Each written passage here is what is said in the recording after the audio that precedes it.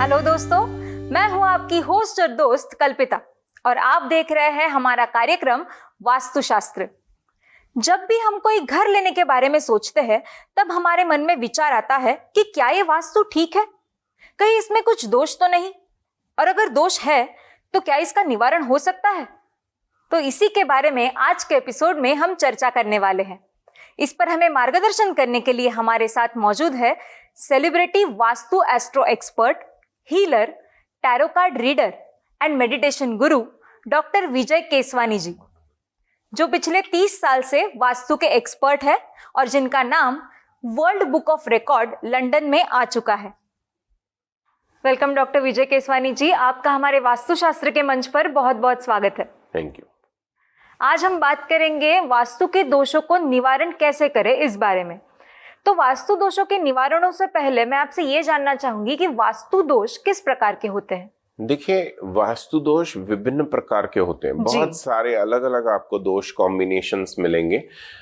जैसे मान लीजिए कि अगर आपके मुख्य द्वार की जो एंट्री है जी, वह एंट्री पॉइंट आपका अगर पश्चिम यानी वेस्ट डायरेक्शन में है या दक्षिण डायरेक्शन में है, साउथ में है, तो वहां से संबंधित जो भी उन एलिमेंट से नकारात्मक ऊर्जाएं निकलती हैं वैसे वैसे दोष क्रिएट होंगे।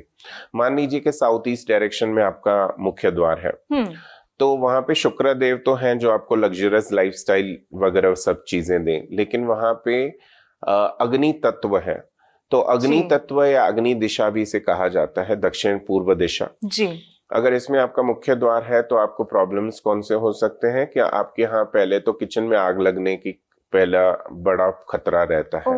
हमेशा हो ऐसा जरूरी नहीं, लेकिन एलिमेंट अवेलेबल रहता है। हर किसी के अपने ग्रह भी हैं जो उसे प्रोटेक्ट करते हैं। अपनी बहुत सारी ऊर्जाएं हैं, जैसे आपके देवी देवता, कुल देवी कुल देवत, उनके आप कैसे पूजन वगैरह करते हैं उस पर भी निर्भर करता है। लेकिन उस तरह का एलिमेंट अवेलेबल होता है, कभी ना कभी आगजनी होगी ही, ठीक है, फायर एलिमेंट के वजह से। दूसरा है कि जलसी बहुत होगी, आपके अपने ही मित्र, आपके अपने ही लोग, आपके घर के लोग आपसे ईर्ष्या भाव रखेंगे जी। घर में क्लेश का वातावरण होने की पूरी संभावनाएं बनती है।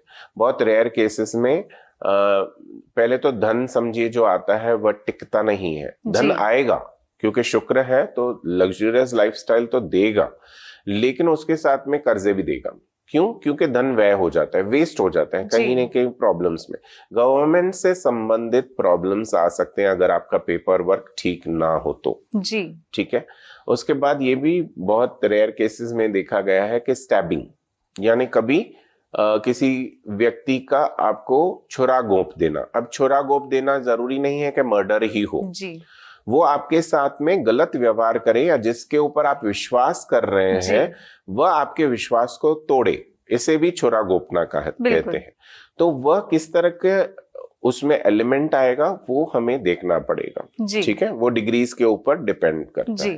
दूसरा, अगर दक्षिण दिशा आपकी मुख्य दिशा है तो वहां पर रहने वाले व्यक्तियों को लंबी बीमारी होती है। अच्छा। कोई भी ऐसी डिजीज जो बहुत समय तक चले, तो आपका पैसा, धन बीमारियों में वेस्ट ज्यादा होता है, ट्रीटमेंट में वेस्ट ज्यादा होता है, एक्सीडेंट होने की संभावनाएं बनती हैं। इसे यमाची दिशा कहा गया है, यम देवता स्वयं यहाँ पर विराजमान है। लेकिन इसका मतलब ये नहीं है कि अगर हमें साउथ डायरेक्शन प्राप्त हो तो सिर्फ बुरी चीजें ही होंगी, क्योंकि यम देवता जो है वो आपको ऐसे नहीं है कि वहां बैठे हुए हैं, आपने अगर वहां की खिड़की खोल दी तो सडनली वो आपके ऊपर बस लपक जाएंगे और आपको खत्म कर देंगे, ऐसे नहीं होता है। इसके एक डिपार्टमेंट आगे जाएंगे जो चंद्रगुप्त जी का है, वहां पे आपके कर्म लिखे जाते हैं, तो कर्मों के अनुसार ही यम देवता आपको उसका फल देंगे, राइट जी। तो उसको हम किस तरह से ट्रीट करते हैं, जैसे मान लीजिए कि धनतेरस का दिन है और दिवाली वाले दिन है, उन दिनों में हम यम दीपक जलाते हैं, प्रज्वलित करते हैं अपने घर में। तो यह अगर आप सही ढंग से करते हैं जी, यह क्रियाएं, यह पूजा पाठ सही ढंग से करते हैं, तो आपको डरने की आवश्यकता नहीं है या बहुत कम है, ठीक है। साउथ वेस्ट डायरेक्शन की जब हम बात करेंगे, नैऋत्य दिशा, इसमें राहु और केतु ग्रह विराजमान है।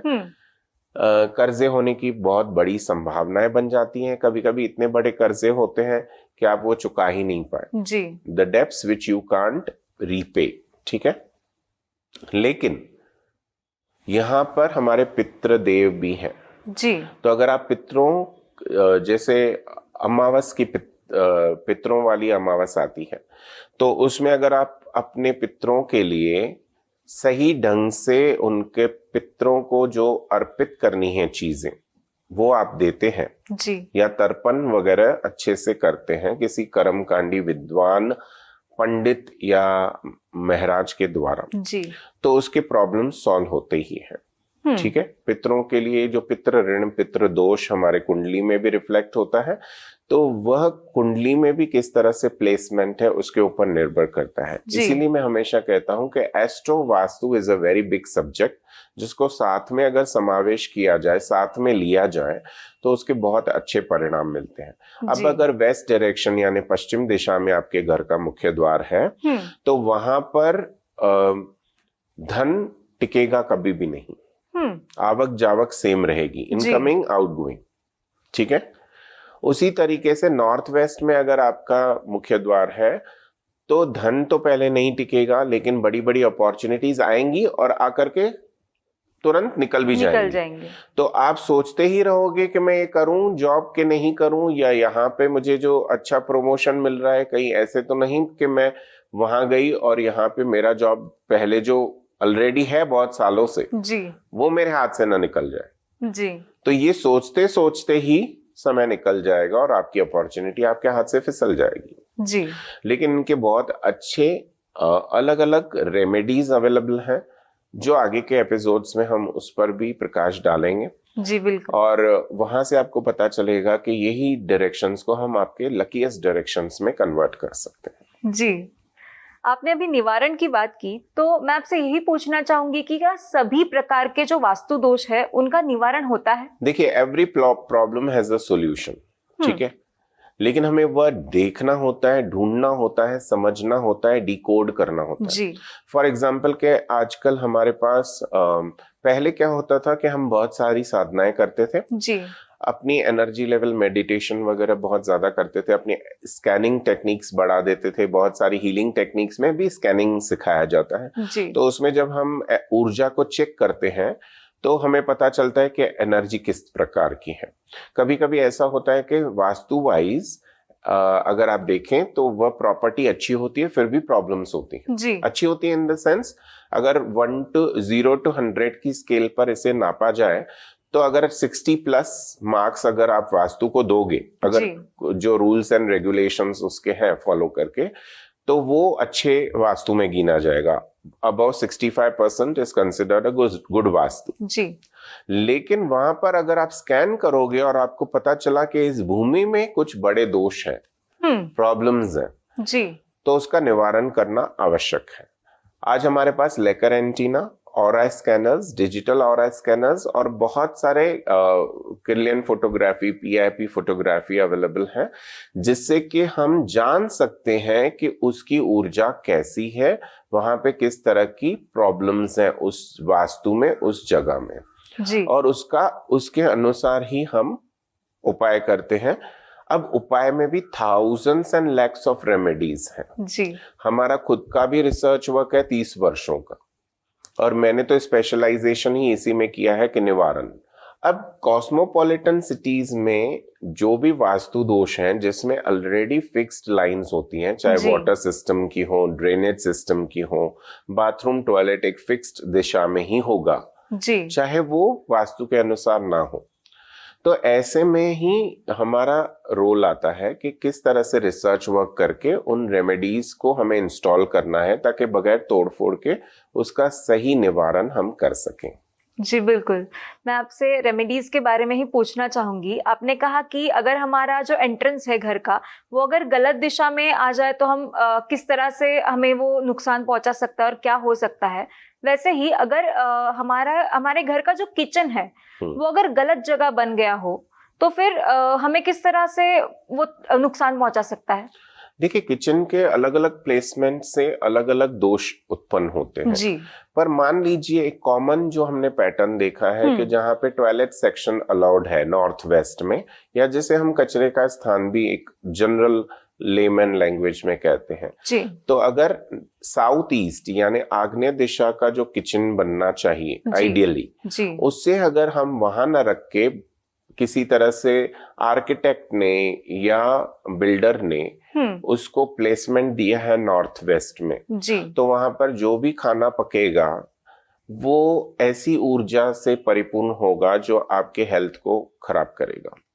तो सभी मेंबर्स को ऐसे नहीं है कि एकदम से सब बीमार होना शुरू हो जाएंगे। हर किसी के अपने ग्रह हैं, जैसे मैंने पहले बताया, तो ग्रहों के अनुसार कौन से ग्रह आपके बहुत ही स्ट्रांगली प्लेस्ड हैं उसके अनुसार वो सबको अफेक्ट करेंगे। तो जो दोष है वो हर किसी को बीमार जरूर करेगा, लेकिन यह निर्भर करता है कि कोई जल्दी बीमार होगा, कोई लॉन्ग टर्म बीमार भी होगा, कोई जल्दी से रिकवर भी हो जाएगा। जी सर, जैसे आपने कहा कि हर घर के हर चीज का अपनी जगह पे होना बहुत जरूरी होता है, तो अगर जहां पर घर में मंदिर होना चाहिए वो वहां ना होकर किसी और जगह पर बन गया हो तो फिर क्या हो सकता है और उसे हम किस तरह से ठीक कर सकते हैं? जी, बहुत ही बढ़िया सवाल पूछा आपने कल्पिता जी कि मंदिर अपने ईशान्य कोण में न होकर, नॉर्थ ईस्ट सेक्टर में न होकर अगर किसी और दिशा में है तो उसका क्या इफेक्ट हो सकता है। जी। मंदिर आपको ईशान्य में हम क्यों रिकमेंड करते हैं, पहले हम वो समझ लेते हैं कि सूर्य जो ईस्ट डायरेक्शन से जो सूर्य की किरणें आती हैं या कॉस्मिक एनर्जीज ऑफ द सन आती हैं जी। और जो नॉर्थ पोल में से जो magnetic energy of the earth है, इन दोनों का समावेश होता है नॉर्थ ईस्ट में जी। तो इसलिए हम नॉर्थ ईस्ट डायरेक्शन को डबल पॉजिटिव डायरेक्शन कहते हैं। इसके वजह से वहां पर जो भी आप बैठ के कोई भी अपना पूजा पाठ करेंगे या मेडिटेशन करेंगे जी, ठीक है, ध्यान अवस्था में भी बैठेंगे, अगर आप देवी देवताओं को नहीं भी रखना चाहते हैं, लेकिन वहां पे अगर आप मेडिटेशन सेंटर अपना बना लेते हैं, मेडिटेशन कमरा बना लेते हैं, तो वहां की जो ऊर्जाएं हैं वो आप जो भी वहां प्रार्थना करोगे वो जल्दी मैनिफेस्ट होती हैं, फलीभूत होती हैं जी, ठीक है। लेकिन अगर आप यही मंदिर या अल्टर या मेडिटेशन रूम किसी और दिशा में रखेंगे तो इसके अलग अलग प्रभाव पड़ेंगे और उनके अलग अलग निवारण के तरीके हैं जी। अब मान लीजिए कि ये हमारा कमरा जो है वो साउथ ईस्ट में है, आग्नेय वाली दिशा में जी। तो पहले तो यहाँ पे जल तत्व जो ईशान्य का है और अग्नि तत्व, ये दोनों इंटरचेंज हो गए। तो उसके वजह से क्या होगा कि जब भी आप पूजा पाठ पर बैठोगे आप फोकस नहीं कर पाओगे जी, आपका ध्यान नहीं लगेगा। आप पूजा कर लोगे, हो सकता है कि जो आपको पोथी पढ़नी है, स्त्रोत पढ़ना है, आप जल्दी जल्दी से पढ़ लोगे एज अ ड्यूटी जी, लेकिन उसके रिजल्ट्स, उसको अच्छे प्रभाव आपको नहीं मिल पाएंगे। बिल्कुल। लेकिन जब ये सेम वही होता है तो वो आपको प्राप्त हो जाएगा। क्यों? क्योंकि जल तत्व जो है वो अग्नि तत्व के साथ में मिलकर आपको डिस्टर्ब्ड माइंड देता है जी। तो इसके वजह से किसी व्यक्ति के साथ आज आपका झगड़ा हो गया, घर के अंदर कोई क्लेश हो गया, किसी छोटी बात को, जिसको हम कहते हैं ना कि तिल का ताड़ मत बनाओ जी, है ना, तो उस तरह की चीज बड़ी हो जाती है, जबकि एक्चुअली वो बड़ी होती ही नहीं है। लेकिन आपके माइंड इतना फास्ट वो चलता है और सोच लेता है कि अगर ये हो गया तो, जबकि ऐसा हुआ नहीं होता है, अभी तक वो मैनिफेस्ट नहीं हुआ होता। तो इस तरह का डिस्टर्ब माइंड जो है वो आपको पूजा करने ही नहीं देगा। तो इसी तरह से अलग अलग दिशाओं में उसका अलग अलग प्रभाव है जी। बिल्कुल। तो मैं आपसे यही पूछना चाहूंगी कि हमारे घर में जो फायर एलिमेंट की जगह है, अगर वहां पर वाटर एलिमेंट आ जाए और वाटर एलिमेंट की जगह पर अगर फायर एलिमेंट आ जाए तो फिर किस तरह का असर होता है? इसे हम एलिमेंट स्वैपिंग भी कहते हैं जी। जैसे फॉर एग्जांपल ईशान्य में जल तत्व है और जो अग्नि दिशा में है साउथ ईस्ट डायरेक्शन, वहां पे ऑलरेडी अग्नि तत्व है जी। तो अगर आपका वाटर टैंक, घर में जो वाटर टैंक होता है या कोई भी आपने अगर मटका वगैरह भी पानी का भर के और साउथ ईस्ट में रख दिया जी, और उस दिशा में ईशान्य में अगर आपने किसी तरह का माइक्रोवेव ओवन, ओटीजी लगा दिया, या फैक्ट्री में आपने इस दिशा में कोई फर्नेस वगैरह लगा दी जी और बड़ा सा टैंक पानी का आपने फैक्ट्री में साउथ ईस्ट यानी जिसे हम दक्षिण पूर्व दिशा कहते हैं जी इसमें अगर आपने रख दिया तो ये दोनों एलिमेंट्स इंटरचेंज हो गए। तो वहां पर इस तरह की स्थितियां बनती हैं कि जैसे आपके पास फैक्ट्री की अगर बात करें तो आपके लोग जो हैं वो आपके खिलाफत करेंगे। आपके वहां पर बहुत ज्यादा पॉलिटिक्स खेला जाएगा। जी आपके ही अपने लोग जो हैं वो आपके कामों में विघ्न और प्रॉब्लम्स क्रिएट करेंगे। ठीक है जी और दूसरा यह है कि आपकी पेमेंट्स वगैरह आना बंद हो जाएंगे। आपके ऑर्डर्स भी कभी कभी एकदम से ड्राई अप हो जाते हैं। जी तो आपको ऐसा लगता है अरे किसी ने कुछ कर तो नहीं दिया, आपके ऊपर किसी ने कुछ नहीं किया है। आपके घर में, आपके वास्तु में, आपके फैक्ट्री में जो एलिमेंट्स हैं वो इंटरचेंज हो गए हैं। इसके वजह से कभी कभी काम चलते चलते, बहुत बेहतरीन काम चलते हुए यकायक ठप हो जाता है। जी यकायक ठप हो जाता है। तो जब इस तरह का एकदम से एलिमेंट्स चेंज हो जाते हैं तो इस तरह के इफेक्ट्स आते हैं जी जो व्यक्ति सपोर्ट नहीं कर पाता। अब घर में भी अगर देखें तो एक व्यक्ति दूसरे के खिलाफत करने लग जाते हैं तो आपको लगता है अरे ये तो मेरा सगा भाई, ये तो मेरे घर का मेंबर, ये तो जी। मेरी वाइफ जो मेरी अर्धांगिनी है या husband, whatever it is, may be whatever the case it is, तो उसके अनुसार यही मेरी खिलाफत कर रहा है, यही मेरे खिलाफ हो गया, मुझे तो पता ही नहीं था कि ये ऐसे सोच रहा था या जी। सोच रही थी। ये क्यों होता है? बिकॉज एलिमेंट्स चेंज हो गए, उस तरह की एनर्जी क्रिएट होती है, जी डिस्ट्रक्टिव एनर्जी जिसे कहते हैं। तो इसके वजह से ये प्रॉब्लम क्रिएट हुआ है। जैसे ही हम उन एनर्जीज को वास्तु के रेमेडीज द्वारा, उपायों द्वारा ठीक करेंगे, कुछ ही दिनों में या मैक्सिमम 3 मंथ्स के अंदर जी आपको इसके अच्छे प्रभाव देखने को मिलते हैं। जी बिल्कुल। सर मैंने ऐसा सुना है कि हमारे घर में एक ब्रह्म स्थान भी होता है, जी, तो अगर उस स्थान पर कुछ पिलर आ जाए या फिर कुछ और चीज रख दी जाए तो फिर उसका कैसा असर होता है? जब ब्रह्मस्थान जो पोर्शन है इसे जी। हम वास्तु देवता का मर्म स्थान या हृदय स्थान या हृदय चक्र भी कहते हैं। जी तो ये स्थान जो होता है वो सबसे ज्यादा डेलिकेट स्थान माना जाता है। जी अगर इसके ऊपर बीम है तो वहां पर रहने वाले लोग या कार्य करने वाले लोगों को हार्ट से संबंधित प्रॉब्लम्स क्रिएट होती हैं या उनका ब्लड प्रेशर जो है बहुत ही ज्यादा वेवरी होगा, कभी जी। बहुत ज्यादा शूट अप हो जाएगा, कभी बहुत ज्यादा कम हो जाएगा। फिर अगर पिलर ब्रह्म स्थान से पास होता हो, कंस्ट्रक्शन में ही जी। इसी तरह की जो है डिजाइनिंग बना दी गई हो बाय मिस्टेक या व्हाटएवर द केस में भी, जी तो वहां पर जो मेन ओनर है उसको हार्ट अटैक आने की पूरी संभावनाएं बनती है और उसको हार्ट के प्रॉब्लम निरंतर रहते हैं। जी, ये तो बहुत ही डेंजरस बात है। मैं आपसे ये जानना चाहूंगी कि हमारे घर का जो ब्रह्म स्थान है वो एग्जैक्टली होता कहाँ पर है? बहुत ही अच्छा प्रश्न है आपका कि ब्रह्म स्थान को हम डिटेक्ट कैसे करें, जी। कि कितने एरिया तक उसका जो प्रभाव है वो होता है। तो जब भी आप कोई घर खरीदते हैं जी। वो हमेशा रेक्टेंगुलर या स्क्वायर नहीं होता, लेकिन वास्तु के प्रिंसिपल के अनुसार हमें इस तरह का घर का चयन करना चाहिए। जी। ठीक है, तो लेकिन हमारे जब भी आप मैप्स किसी के भी घर के देखेंगे तो उसमें हमेशा कोई कट कोना होगा, कोई पोर्शन जो है वो ज्यादा एक्सटेंडेड रहेगा, जी। है ना। कभी कभी आउटर वॉल्स भी आउटसाइड होती हैं। तो ऐसे में इसको हम किस तरह से देखते हैं कि जो चारों दिशाओं में अगर आप क्रॉसिंग करोगे, जी ठीक है, इसको डायगोनल इंटरसेक्शन भी कहा जाता है। जब डायगोनल्स को इंटरसेक्ट करोगे तो ब्रह्म पॉइंट मिल जाएगा जहां पे वो Intersect- दोनों मिल रहे हैं। जी। ठीक है, उसके आसपास की एरिया जितना उसका वर्ग क्षेत्र फैला होगा, जितने भी स्क्वायर फीट है, उसके अनुसार वो डिसीजन होती है कि यह कितना एरिया तक है। तो अगर हम अपने घर को एक 1000 स्क्वायर फीट माने जी और उसके लगभग सेंटर पॉइंट पर आके खड़े हों, लगभग, जी क्योंकि हमें पता नहीं है, लेकिन अगर हम हर तरफ देखें तो हमको पता चलेगा कि इतनी दूरी हमसे है। तो उसके अनुसार अगर हम वहां खड़े रहते तो वो हो गया ब्रह्म पॉइंट, और वहां से 6 by 8 foot length and breadth में वह हिस्सा आपका ब्रह्म स्थान माना जाएगा। जी सर, हमारे पहले डिस्कशन में हमने निवारणों के कुछ तरीकों के बारे में बात की थी, तो मैं उसी बारे में आपसे सवाल पूछना चाहूंगी। कई बार मैंने देखा है कि वास्तु दोष निवारण करने के लिए हमें कुछ क्रिस्टल्स दिए जाते हैं या फिर यंत्र दिए जाते हैं या फिर मेटल का कुछ कहीं लगाने के लिए बोल दिया जाता है। करेक्ट। तो ये क्यों दिया जाता है और इसके क्या वजह होती है?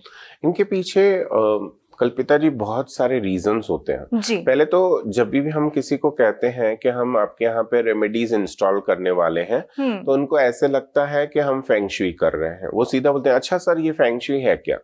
तो पहले मैं ये बता दूं कि इंडिया में या बहुत सारे कंट्रीज में आज भी लोगों को पता नहीं है कि what is the difference between vastu and feng shui. जी। क्योंकि ये दोनों शास्त्रों में 5 तत्व हैं लेकिन बहुत भिन्न है।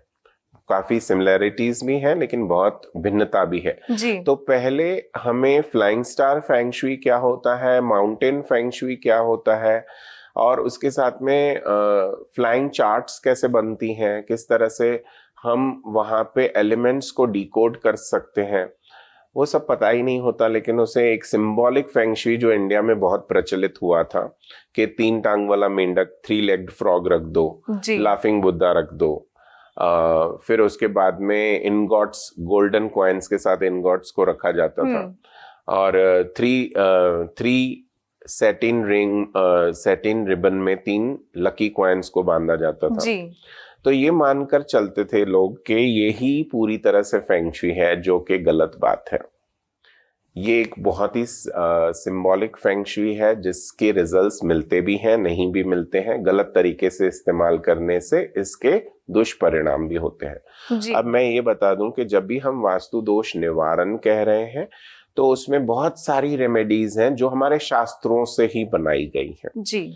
उसके अंदर अगर जो मंत्र चैंटिंग की हुई है उसकी ऊर्जा की फ्रीक्वेंसी का इस्तेमाल करके हम एनर्जी वॉर्टेक्स क्रिएट करते हैं।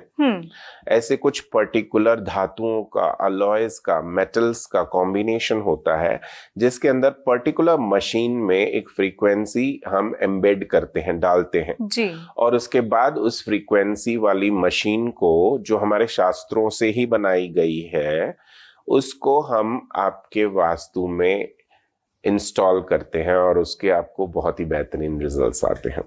लेकिन इसमें बहुत सारे दूसरे रेमेडीज भी होती हैं, जैसे जड़ी बूटियों को हम समावेश करते हैं, उन्हें अभिमंत्रित करके आपके घरों में हम पर्टिकुलर दिशा में, पर्टिकुलर दीवार में, पर्टिकुलर लोकेशन में, पर्टिकुलर दिन में इंस्टॉल करते हैं, पर्टिकुलर मुहूर्त में। जी। उससे उसके प्रभाव कई गुना ज्यादा बढ़िया हो जाते हैं। फिर उसके बाद में आता है धातुवाध्याय, यानी मेटल्स का समावेश, मेटल्स को अलग अलग तरीके से इस्तेमाल करना।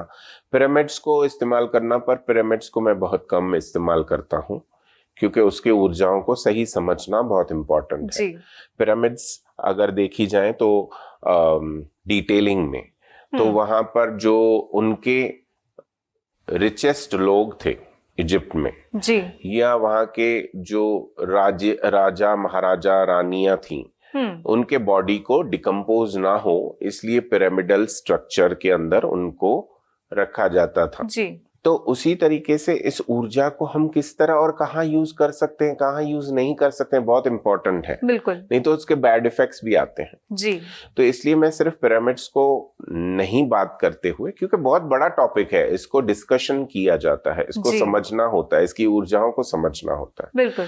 तो उसी तरह से धातु अध्याय जो है, मेटल्स हमारे शास्त्रों में वर्णित है। कहीं पे कॉपर रखा जाएगा, कहीं पे जिंक रखा जाएगा, कहीं पे लेड के रॉड्स, बार्स और अलग अलग प्रकार के उनके ठोस जो उससे गोलियां बनाई जाती हैं, बॉल्स बनाए जाते हैं, उसका इस्तेमाल किया जाता है।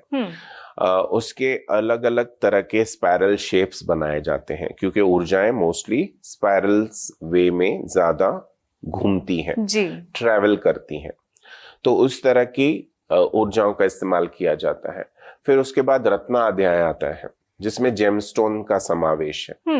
फिर उसके बाद आजकल जो हम यूज करते हैं, क्योंकि हर कोई इतने महंगे जेमस्टोन्स अफोर्ड नहीं कर सकता, हर किसी के बजट्स हैं, तो उसके अनुसार हमें क्रिस्टल्स जो सेमी प्रेशियस स्टोन की वैरायटीज हैं, लेकिन बहुत ही बढ़िया काम करती हैं और बहुत ही अलग अलग कॉम्बिनेशंस में हमें प्राप्त होती हैं।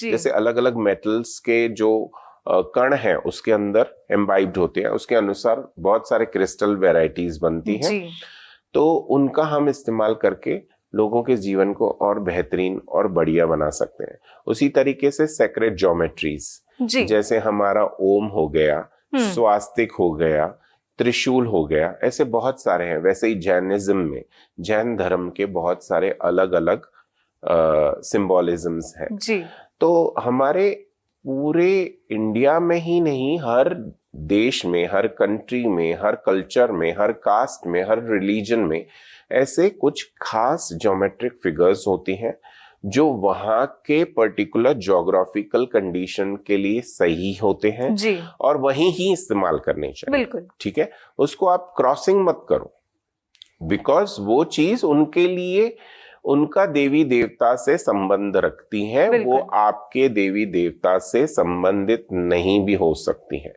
तो अगर आपने रॉन्ग या एंटी सिंबल यूज कर दिया तो उसके दुष्परिणाम आएंगे। तो सेक्रेट ज्योमेट्रीज का भी इस्तेमाल किया जाता है। उसके बाद में water therapy. Water therapy, water को अलग अलग तरीके से एनर्जाइज करके, जापान के साइंटिस्ट ने बहुत पहले बताया था कि अगर एक पानी का तत्व आपने रखा है, एक ग्लास रखा है, उसको रोज गालियां दो और उसको इलेक्ट्रॉन माइक्रोस्कोप में देखो तो उसकी बहुत गंदी फिगर बन जाती है। और अगर उसको आप बहुत प्यार करो, लविंग एनर्जी रोज देते जाओ, I love you I love you, सिर्फ इतना भी आप 21-21 बार रोज उसी पानी को बोलते रहते हो, उसको इलेक्ट्रॉन माइक्रोस्कोप में आप देखिए, बहुत ही ब्यूटीफुल फ्लावरी इमेज बन जाती है। क्रिस्टल्स वही होते हैं पानी के जब हम उसे फ्रीज करते हैं या नॉर्मल तरीके से भी, लेकिन वो जो क्रिस्टल्स उसके अंदर से बनते हैं उसका जो बहुत ही खूबसूरत डिजाइन बन जाता है। उसी तरह के अगर आप उसको बददुआ देते जाते हैं पानी को और उसको वहां पर अगर आप रखते हो वापस इलेक्ट्रॉन माइक्रोस्कोप में, इट इज वेरी डिस्टर्बिंग। कुछ टूटा फूटा कटा हुआ शेप्स आपको दिखाई देंगे। लेकिन उसको अगर ब्लेसिंग, या कोई भी हमारे जैसे साईं बाबा है, नित्यानंद स्वामी ऑफ वज्रेश्वरी है, महावतार बाबा जी हैं, या कोई भी बड़े साधु संत देवी देवता का फोटोग्राफ रख के उसके ऊपर पानी आप निरंतर रखे हुए हैं और उसको आप इलेक्ट्रॉन माइक्रोस्कोप में देखते हैं तो बहुत ही ब्यूटीफुल और बहुत ही ऐसे कहेंगे कि वो डिजाइन्स जो है ना वो आउट ऑफ दिस वर्ल्ड है, लेकिन बहुत ही बढ़िया दिखते हैं, बहुत ही आर्टिस्टिक दिखते हैं। तो उससे पता चलता है कि पानी के अंदर एनर्जी है। डिस्ट्रक्टिव भी यूज कर सकते हो, अच्छे से भी यूज कर सकते हो। तो उसको पर्टिकुलर फ्रीक्वेंसी से हम खास तरह के गैजेट्स में उस पानी को रख के और उसको एनर्जाइज करके आपके यहाँ पे रखते हैं, जो हजारों सालों तक आपके लिए पॉजिटिविटी देता रहता है ना। बढ़िया बात, बिल्कुल बढ़िया। लेकिन बहुत ही रिसर्च वर्क की बात है कि किस तरह से इस्तेमाल करना है, और वो पानी सूखना नहीं चाहिए, इसके लिए कुछ खास कंटेनर्स आते हैं जिसका इस्तेमाल किया जाता है। फिर अब हम बात करेंगे कि बाग फ्लावर ट्रीटमेंट और फ्लावर एसेंसेस, अरोमा ऑयल्स, इन सबको मैंने सबसे पहले इस्तेमाल किया वास्तु में। इस कंसेप्ट को मेरे ही लोगों ने दूसरे लोगों को बांट दिया। तो इस तरह की चीजों का भी हम समावेश कर सकते हैं, क्योंकि मैंने पहले रिसर्च किया था इस चीज पर। एंड बाग फ्लावर ट्रीटमेंट को बहुत सालों से मैं अपने घरों में, अपने ऑफिस में, अपने फैक्ट्री में, अपने दोस्तों के रिश्तेदारों के घरों में बहुत सालों से इस्तेमाल कर रहा हूं, and the results are amazing. तो आपको बहुत पॉजिटिविटी देते हैं, कंट्रोल करते हैं आपके बैड थिंकिंग पैटर्न्स को। आपको पता है दूसरा कोई आपका बुरा करे नहीं करे, आपके अपने विचार उसको बहुत मल्टीप्लाई कर देते हैं नेगेटिविटी को। अगर आप एक दिन में एक अच्छा विचार लाते हो तो 99% आपके बुरे थॉट्स ही होते हैं जो आपके लिए वो रियलिटी क्रिएट कर लेते हैं। फॉर एग्जाम्पल, अगर कोई आपको व्यक्ति धोखा दिया, ठीक है, तो धोखा तो उसने एक बार दिया है ना, आपके माइंड में वो धोखा इतना चलता है कि आपके बिजनेस में, आपके प्रेमाइसेस में जो भी लोग आपके साथ काम करते हैं या जो भी आपके घर के व्यक्ति हैं, उनसे आपको धोखे मिलने शुरू हो जाएंगे। Why? Because of your thinking patterns. तो इसको कंट्रोल करने के लिए फ्लावर थेरेपी, पानी और जल और उसके साथ में नेचर से लिए हुए शुद्धतम फ्लावर्स को एसेंसेस में कन्वर्ट करके नेचुरल एसेंसेस में इन द कंट्रोल्ड माहौल में या टेम्परेचर में अगर उसे बनाया जाए तो ये इसेंसेस आपके जीवन को पूरी तरह से चेंज कर सकते हैं, थिंकिंग पैटर्न्स को भी चेंज कर सकते हैं। जी, आपने बिल्कुल सही कहा कि ये जो वास्तु दोष है उनका निवारण हो सकता है, लेकिन सही गाइडेंस बहुत ही जरूरी है। जी जी। आपने बहुत अच्छी जानकारी हमें दी, आपने अपना कीमती समय निकाला और आप यहाँ पर आए, इसके लिए आपका बहुत बहुत शुक्रिया। धन्यवाद। दोस्तों, हम मिलेंगे वास्तुशास्त्र के अगले एपिसोड में एक नए विषय के साथ। तब तक अपना ख्याल रखिए।